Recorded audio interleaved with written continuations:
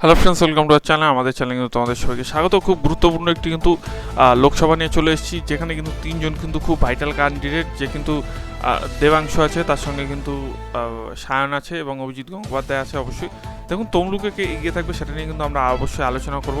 দেখুন 2014 সালে যেটা ছিল সেটা কিন্তু 15,27,273 এখানে ভোট ছিল। এখানে কিন্তু যে মার্জিন হয়েছিল, অর্থাৎ টিএমসি যেই মার্জিনে জিতেছিল সেটা কিন্তু ছিল 2,46,481টি ভোটে কিন্তু জিতেছিল এবং প্রচুর ভোটে কিন্তু জিতেছিল। এখানে টিএমসি পার্সেন্টেজ ছিল কিন্তু 54.1, সিপিএম এর পার্সেন্টেজ ছিল 35.5, বিজেপির কিন্তু ছিল 6.5 এবং কংগ্রেসের কিন্তু ছিল 2.2। অর্থাৎ এখানে কিন্তু ফুল টিএমসি গড় বলে পরিচিত। এবং আপনারা যদি জানেন যে এখানে কিন্তু শুভেন্দু অধিকারী কিন্তু 2014-তে দাঁড়িয়েছিল এবং শুভেন্দু অধিকারী কিন্তু প্রচুর ভোট, অর্থাৎ 7,16,000 কিন্তু ভোট পেয়েছিল। এবং সেকেন্ড পজিশনে ছিল কিন্তু সিপিএম, যে কিনা 4,70,000 ভোট পেয়েছিল। বিজেপি কিন্তু বাদশালাম দাঁড়িয়েছিল, সে কিন্তু 86,000 টোটাল ভোট কিন্তু পেয়েছিল। এবং দেখুন 42টির মধ্যে কিন্তু 34টি কিন্তু টিএমসি পেয়েছিল, কংগ্রেস কিন্তু 4টি পেয়েছিল, বিজেপি কিন্তু 2টি পেয়েছিল এবং সিপিএম কিন্তু 2টি করে পেয়েছিল। এবং দেখুন তমলুক 2014-তে কিন্তু এরকম ফলাফল হয়েছিল। এবং 2019-এ যদি আমরা একটুখানি চলে যাই, দেখুন টিএমসি কিন্তু পার্সেন্টেজটা এখানে একটু কমেছে। টিএমসি কিন্তু 53% ছিল, সেখান থেকে কিন্তু 50%-এ এসছে। এবং আমরা যদি একটু বিজেপির উত্থানটা লক্ষ্য করি, 2019 সালে দেখুন বিজেপি কিন্তু ছিল 6.45%-এ, ঠিক আছে। সেখান থেকে 2019-এ কত পার্সেন্টে চলে আসলো, 2019-এ কিন্তু টোটাল 37%-এ চলে আসলো, অর্থাৎ 6 থেকে 37-এ এসছে। অর্থাৎ 31% কিন্তু বিজেপির ভোট বেড়ে গেছে হুট করে। এবং সিপিএমের দেখুন ভোট কত ছিল, সিপিএমের ছিল 35.17 এবং সেই সিপিএমের ভোট কততে নেমে এসছে, সিপিএমের ভোট কিন্তু 9%-এ নেমে এসছে। বুঝতেই পারছেন এখান থেকে সোজা সাপটা একদম হিসাব, যে সিপিএমের কিন্তু বেশিরভাগ ভোট কিন্তু কোন দিকে গেছে, বিজেপির দিকে কিন্তু চলে গেছে।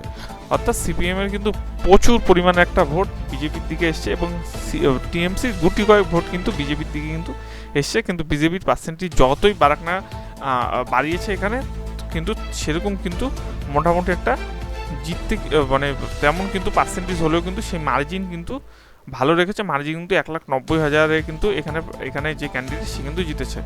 সেবারে কিন্তু দিব্যেন্দু অধিকারী দাঁড়িয়েছিল, দিব্যেন্দু অধিকারী কিন্তু সেবার 7,24,000 ভোট কিন্তু পেয়েছিল, যা কিনা ভোট পার্সেন্টেজের 50.8% টিএমসি থেকে। এবং দেখুন বিজেপি কিন্তু ফার্স্ট রান আপ হচ্ছিল, যে কিন্তু পেয়েছিল 5,36,000 ভোট এবং সিপিএমের কিন্তু 1,36,000 ভোট। এবং 2019 সালে কিন্তু 22টি কিন্তু সিট পেয়েছিল টিএমসি, 18টি কিন্তু বিজেপি, 2টি কিন্তু কংগ্রেস, সিপিএম কিন্তু একটিও পায়নি। এবার কথা হচ্ছে এখান থেকে এবছর কে এগিয়ে থাকতে পারে, ঠিক আছে। এবছর এখান থেকে কে এগিয়ে থাকতে পারে আমরা কিন্তু একটু আলোচনা করে নেব। প্রথমেই আমরা যেটা দেখলাম যে 2014 থেকে 2019-এ যে ভোটটা হয়েছিল, যে সিপিএমের ভোট কিন্তু বিজেপির দিকে চলে এসেছিল। 2014-তে প্রচুর ভোট ছিল এবং 2019-এ কিন্তু সিপিএমের পার্সেন্টেজ কিন্তু কমে গিয়ে কিন্তু বিজেপির দিকে প্রচুর ভোট চলে এসেছিল। যদি এরকমটা হয়, যদি সিপিএমের ভোট আবার যদি বিজেপির দিকে আসে, তাহলে কিন্তু বিজেপি কিন্তু উন্নতির থেকে আরও উন্নতির দিকে যাবে, ঠিক আছে। আবার একটা কথা বলে রাখি, যদি বিজেপি, আমি একটা কথা ক্লিয়ার আপনাদের বলে দিই, দেখুন এখানে কিন্তু প্রার্থী সায়ন দাঁড়িয়েছে সিপিএমের থেকে, সে কিন্তু খুব ভালো ক্যান্ডিডেট। এবং সিপিএমের ভোট যদি সিপিএম আবার ফিরে পায়, তাহলে কিন্তু একটা কথা বলে দিচ্ছি, তাহলে কিন্তু বিজেপি কিন্তু ডাউন হয়ে যাবে। তাহলে কিন্তু সঙ্গে সঙ্গে সেই মুহূর্তেই কিন্তু এগিয়ে যাবে কিন্তু দেবাংশু, অর্থাৎ দেবাংশু কিন্তু সেখান থেকে কিন্তু গেম খেলে দেবে যদি সিপিএমের ভোট সিপিএমই পায়।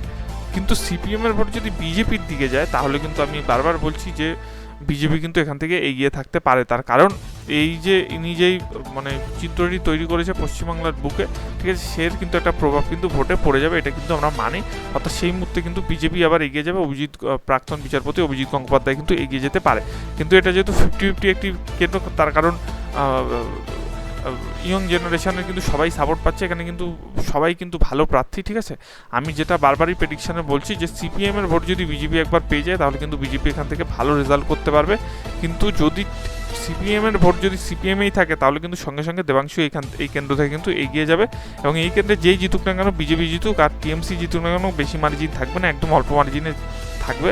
এবং আপনারা অবশ্যই কমেন্ট সেকশনে বলুন কে জিততে পারে। তবু এই মুহূর্তে যেটুকু মনে হচ্ছে, অভিজিৎ গঙ্গোপাধ্যায় কিন্তু একটু হলো এগিয়ে থাকতে পারে। তো ভিডিওটি কেমন লাগলো অবশ্যই জানাবেন, ভালো লাগলে কিন্তু চ্যানেলটি সাবস্ক্রাইব